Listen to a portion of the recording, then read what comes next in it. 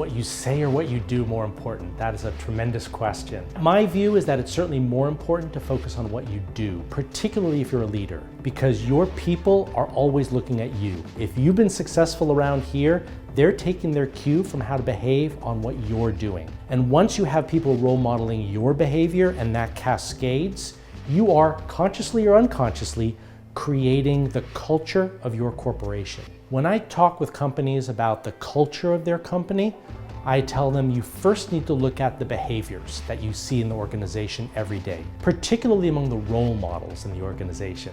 Identify and articulate what are the behaviors that you see most often. Then think about, are those consistent and congruent with the values in your organization? If not, which of those behaviors do you have to change?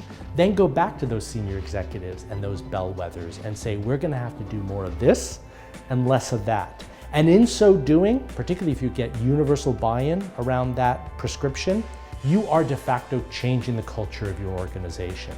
That can be, in many cases, the single most powerful thing that a leadership community can do within a 6-month time frame to improve their organizational life. Bringing humanity back into business is a little bit about balancing the right brain and the left brain again.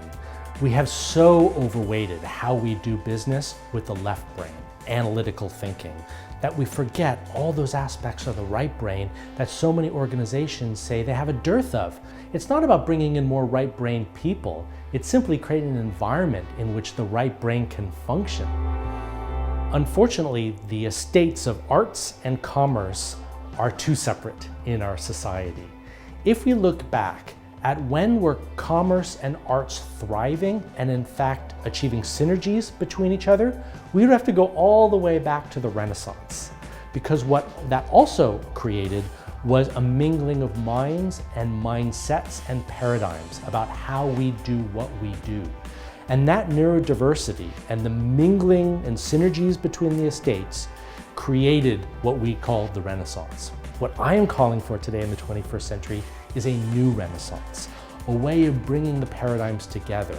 We have to have a mingling of these different corporations and artistic organizations. And in so doing, a new Renaissance will be the thriving of society in the 21st century.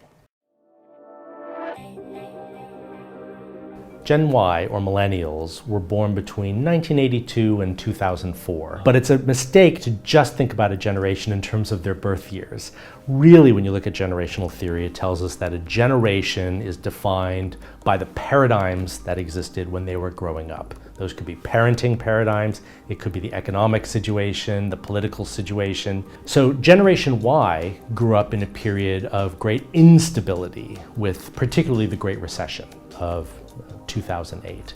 As a result, they have very different views about institutions and the way that they feel toward us and what the employee-employer contract is. There are 3 main characteristics that I found to be true for Gen Ys or millennials. One is reduced loyalty to their employer. 90% of Gen Ys or millennials don't plan to stay with any given employer for more than 5 years. And a third say they're not going to stay for more than 2 years. The second characteristic of Gen Y is that they want development, and they want it now. Think about development as a lateral development and immediate. Don't think of it as linear. In other words, we'll only give you development upon a promotion or once you've served 5 years in the company. And the third is they want work-life balance. What they're saying is, in many functions and industries, technology allows me to work wherever I wish. So what is the point of the 9-to-5, chain to the desk, FaceTime mentality that people in my generation grew up with in the workforce? So until the generations are saying the same thing, work-life balance is going to be a very emotive topic. Gen Ys want feedback all the time. So as soon as we have a meeting, we leave the meeting, give me feedback. How was I doing?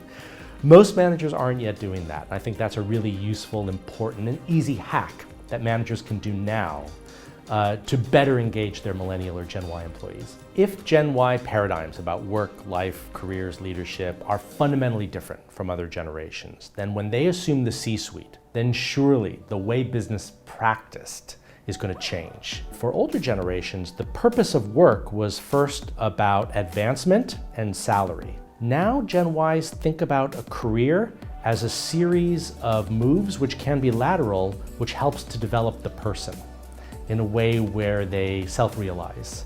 That will create economic wealth for those people as well, but the primary purpose has to do with adaptability, development, and growth.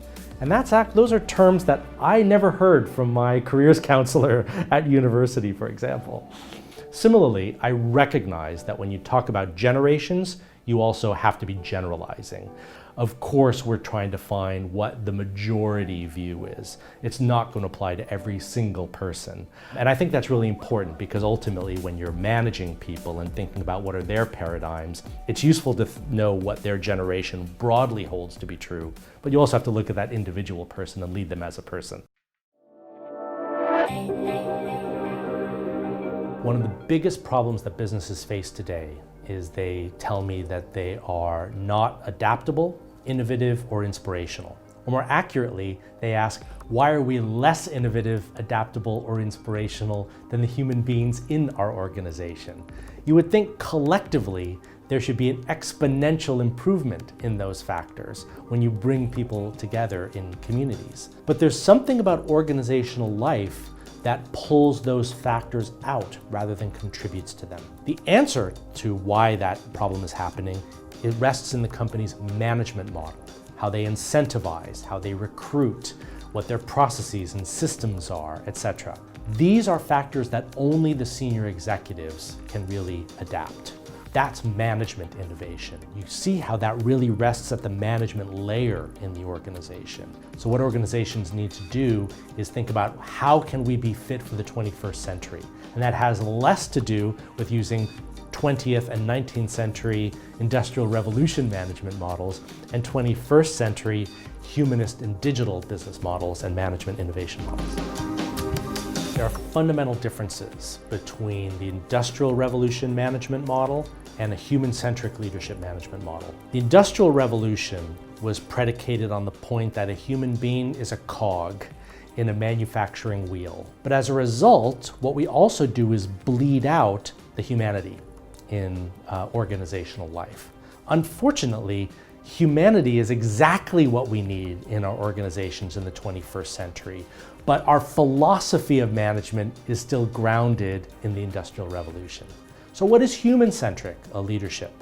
Well, that management model says, how do we eke out every bit of adaptability and new thinking and diverse thinking and neurodiversity and inspiration in our people? How do we make collective decisions instead of top-down autocratic decision-making? So when organizations are seeking a different management model, you certainly need to bring in people who think differently from you. So in other words, it should not only be up to your board or your executive committee to decide what are the new processes and systems and leadership models and recruitment methods that we're going to use. Open it up to your people. Maybe have it be bottom up. Maybe do a little bit of crowdsourcing in your organization and ask some questions in your intranet and see what examples you get. So these should not be dictums from on high, but invitations for your people to participate. The point is you want neurodiversity in your decision making. So you want to democratize decisions. You're not elbowing out your senior-most executives. They're still part of the decision-making process. The difference between new decision-making and old school decision-making is that in old school decision-making, the senior executives were the only people who were joining in on the major decisions that the companies were making. If you're going to invite other people to participate in major decisions, then you want to include as many perspectives as possible. It's a subtle but fundamental difference.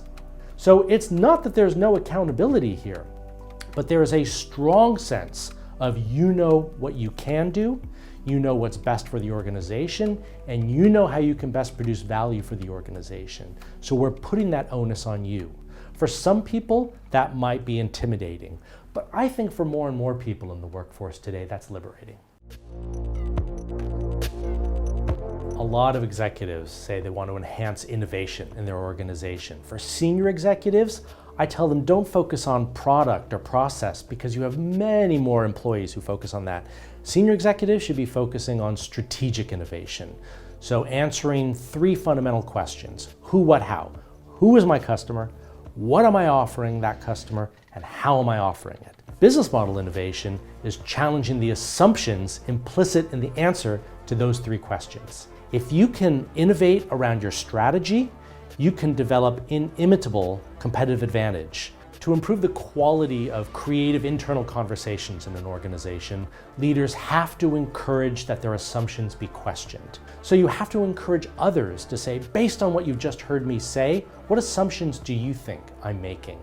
Once those are surfaced, then say, okay, which of those assumptions may not be true, or which may no longer be true? Maybe that way of looking at the world was fit for purpose 5 years ago, 10 years ago, but isn't so today.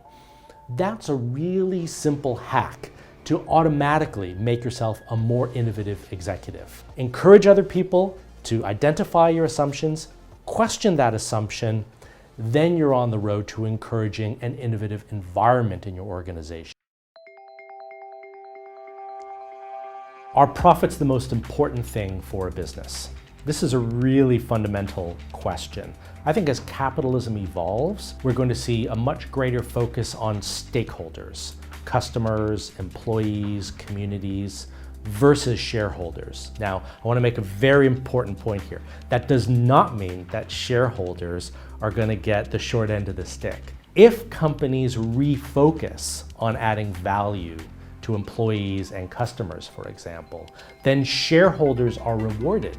It has to do with whether you're focusing on outputs or outcomes. The problem we've seen in the past is as organizations just focus on shareholders and lose their attention on customers and employees, they really take their eye off the ball about how they add value. We have to find win-wins. And that's a really important and useful way that capitalism is going to evolve to better serve society. The number one thing that Gen Ys and millennials tell me that they want from their organization is a clear, defined, practiced purpose. I think that last point is an important one. For decades, the assumption of the purpose of business is to maximize value to shareholders. Today, increasingly, we're hearing a hue and cry that the primary purpose of business is to serve stakeholders, meaning customers, communities, employees, and as a result of that focus, then shareholders are also rewarded. It's an inversion of where you apply your focus, but it actually represents a fundamental different way in which commerce will happen when Gen Y assumes the C-suite. Gen Ys and millennials don't want a Monday to Friday, 9 to 5 sort of dying, but instead want work and life to be integrated in a manner which is beneficial and healthy, both for the employee and for the employer. The focus on stakeholders is a very Gen Y or millennial perspective. But with every passing year, more and more Gen Ys and millennials are running mutual funds, pension funds, investment schemes, and are analysts in the financial community.